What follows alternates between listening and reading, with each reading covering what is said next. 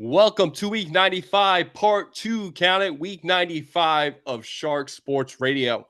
Alongside of me is Andrew George. He goes by Ticket, and it's yours truly, Mark Loisel Jr., aka Shark, right here in the Ocean State. Play underdog today. Deposit offer is up to $1,000 in bonus cash, and you get a free pick along with being a new customer. So let's get on it. Download the app, use the promo code Shark Sports, and take full advantage. Underdog is offering all customers Ustober, and there will be a boost or promo every day within the month of October.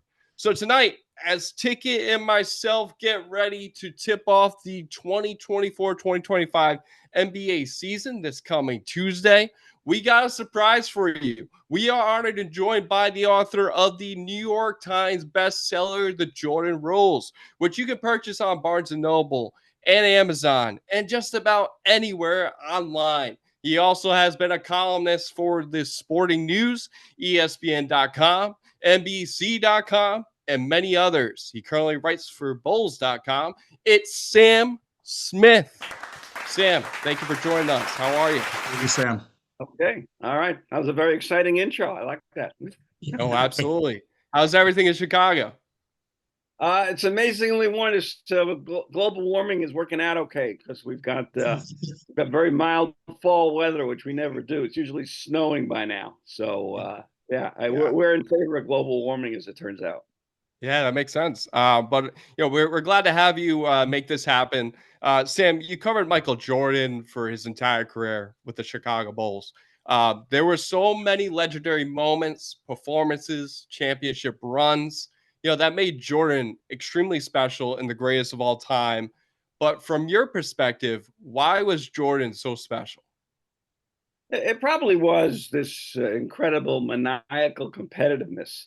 And it seems simple, that people explain it well, competitive. And yet you can't be in the NBA unless you're competitive. We make judgments on who's good, who's not. But, when you get sort of the top of the pyramid, you've earned your way there. And all of them are great competitors. All of them are great, players. And then, so when you get that elite group, I mean, it's really almost a sickness. Actually, what I found, that what separates if you get in the NBA, pro sports, you're a great player, great athlete, great participant. To get to that cliche next level, you say, well, what makes a difference with these guys who are, LeBron or Jordan or Oscar, whatever, however far you go back, and there's only a core of them. Most of them are really nuts.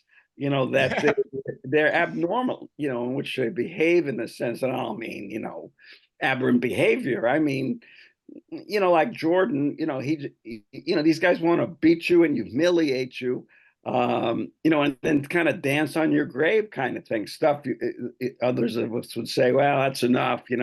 It's like beating a guy who's defenseless and then still wanting to beat him some more, and so he always had this. Now, of course, it's a great combination of understanding of the game, all the stuff we know, IQ, athleticism, but, somewhat flawed. He wasn't the perfect player. Like, Scottie Pippen, for instance. I remember Pippen used to work with him, teaching Jordan how to work with his left hand. If you watch Michael in the clips, he really hardly ever did anything with his left hand. Not like Scottie could get down and dunk it, going left. Michael really didn't do that. But it was just that, incredible level of competition. That was all day long. That was the thing. If you remember the stories about the Olympic team in '92, the Dream Team, here you've got this great, greatest of all time. And they weren't like at the time because Bird was about retiring. Magic had HIV. Some other guys were injured. Stockton was injured. But there's Jordan, playing cards, dragging these guys through, betting card games all night long, 4 or 5 in the morning, and then he's up at 7 playing golf, betting with somebody else, and so he, Magic, I remember saying, just simply wore all these guys out, and these are the elite of the elite, and so this guy's wearing out the elite. So, that was, I remember his dad used to say, when he would there were times in the playoffs he would get frustrated. The team was losing. He was always very cooperative, very available early in his career in the 80s. But then he'd have some episodes in the playoffs where he'd get frustrated and mad. And, his dad was sort of uh, a barrier, between him and the media. Sometimes it would say, look, he's not mad at you guys. He's just frustrated. His Frustrated. competitiveness, and Yeah. he's got a competitiveness problem. So his dad understood, and those around him understood. And it's hard to replicate. You could say you can practice shooting, you could practice any number of things, but you can't practice, basically being nuts like that. Yeah. Hey, we call it, Sam, we call it the if factor, right? It's Right. something that can't be coached. It's within you. He's the ultra competitor. So Sam, in the Jordan rules, I love the way you couple Jordan's playoff performances with Shakespearean sonnets. And so can you take us through, what those moments were like in person? Man, I was really into it then. I'm not sure I could do that now. So, uh, yeah, the Jordan rule, I was kind of caught by surprise myself a little bit. It was really kind of an innocent sort of project. I never expected it would have, the reach or the impact or the controversy at the time. I've been traveling with the team several years, covering a beat for the Chicago Tribune. Before that, before the full time, I was back up helping out on a couple of beats, including basketball, doing a lot of basketball features. In fact, when I started writing basketball for the Tribune, I think it was like '83, I had gone out to Albany to do something on the CBA, and this kind of quirky coach in Albany named Phil Jackson. Um, so I love doing it. I love being on the beat, but I was thinking, you can't portray in a newspaper 18, 20-inch story, beat story every day, what it's really like. And so I really never had this, I wouldn't say the desire. I like daily activity, daily newspaper reporting. That's really what I kind of aspired to.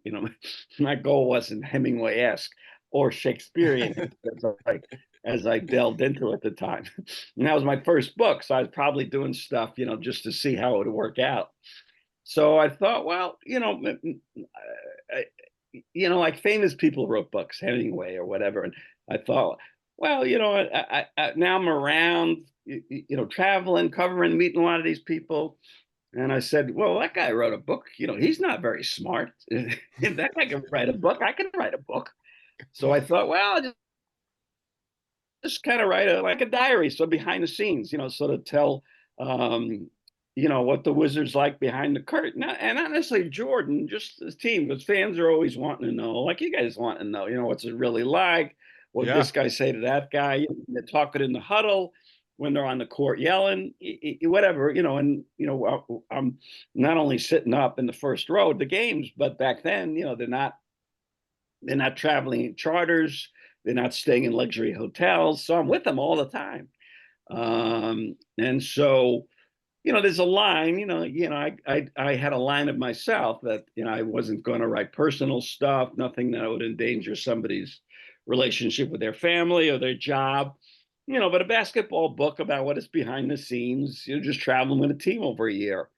And, it was one of those, I got lucky. I was in the right place at the right time. Jordan didn't break his ankle during the season. They ended up winning a title. They end up going to the White House right before the book came out, actually, and Jordan doesn't go. Skips the trip, saying he had a family vacation planned, and turned out he was going on a gambling weekend with felons, unbeknownst to me and everybody else. And so all this sort of blows up at the same time as the book comes out, and all of a sudden, it's this controversial thing. Jordan is being a jerk. He yelled at Will Purdue, or stuff, and so it just exploded all of a sudden. That everyone says, well, this guy's a jerk. So if you read the book, it's really not, But No. if you pull out little bits here and there, you can say, well, yeah, yeah, actually, the thing, what I personally enjoyed about the Last Dance, not necessarily my appearances, but that he finally admitted 30 years later that, yeah, you know, he was being a jerk, but that was part of dragging all these guys across the finish line, which Horace and Scotty were babies and didn't care and were messing around all the time, going out, partying, whatever. Bill Cartwright was now an older, sort of breaking down player, and he had to be who he had to be. And that was sort of the theme of the book. But at the Yep. time, it was portrayed as, well, Jordan's a bad guy. Jordan's mean and he makes guys cry. And so anyway, yeah, I was kind of caught by surprise too. I was proud of the product, for I thought it was an honest behind the scenes portrayal. I just was shocked that it got so much attention. But part of it was this brilliant advertising theme of Jordan's or Nike commercials, where you guys wouldn't remember, but they're running commercials, and he was endorsing Coca-Cola, and he jumps up into the treehouse to deliver these kids Coca-Cola. He was. All these commercials were built around, the perfect all-American guy. So, and he had a Chevrolet commercial here in Chicago where it's Chevrolet and USA and all that sort of stuff. And so he had like 6 or 7 years of this. He's on the David Letterman show making jokes about the Nike, the sneakers that, Yeah, I remember that. It's just like the NBA. There's no white in it, kind of thing. And now when book comes out and saying, well, this guy, he's not fun to be around. And so anyway, everybody was sort of taken by, and then the other thing too, because journalism then was a much more competitive market than it is now. Because the newspapers, right? Right. And the Sun-Times, I was working for the Chicago Tribune, and the Sun-Times, which was sort of the second paper, you in Boston, it would have been like the Herald to the Globe kind of thing. Yep. They took advantage of that to say, well, this book is going to destroy the Bulls. All these years you fans have been looking for one championship and you got it. And now this Sam Smith and the Tribune guy wrote this book and it's over. The Bulls will never win again. He's destroyed the internal fabric of the team and all. And so the community goes nuts about, oh, you've ruined the team. And we know how fans are, how angry we get with owners. And we have this in Chicago now with Jerry Reinsdorf, and people go nuts. And so, so you had that layer to it, going on. So there was a lot of stuff all of a sudden going on of my innocent project to say to fans, hey, I'm doing you a favor. I'm going to show you what this team's like behind the scenes and enjoy it. And you all got take it mad all at me. in. Yeah. Take it all in. But I'm proud that it's sustained all these years and held up. Although I don't think I could Shakespeare references anymore. So Sam, obviously you're just alluding a little bit to The Last Dance and obviously your appearances and contribution on there. And, obviously covering the team for the entirety of, the 90s. Obviously outside the 6 championships, which not to diminish the significance of that. Was there anything memorable about, beyond that, covering the team during the 90s or anything that kind of sticks out during that run, aside from obviously those playoff runs or the championships? Yeah, everybody, people always ask about, I'm not great on, people bring up a game or a shot and stuff. And I go, oh, yeah, that was, I remember, it's because like you say, I was there and as it turns out, again, luck and timing, I basically started on the Bulls the day Jordan showed up in Chicago. The Bulls had picked a number of high draft pick rookies over the previous years, all lottery picks before the lottery. Reggie Theus, Quentin Daly, Orlando Woolrich, Sidney Green. So they had a collection of young players who were, considered high level star players, and none of them, sort of worked out. Drugs obviously were an issue with a number of them. So they draft Jordan, Akeem. Everybody wanted Akeem. It's not that nobody wanted Jordan, but nobody wanted him first.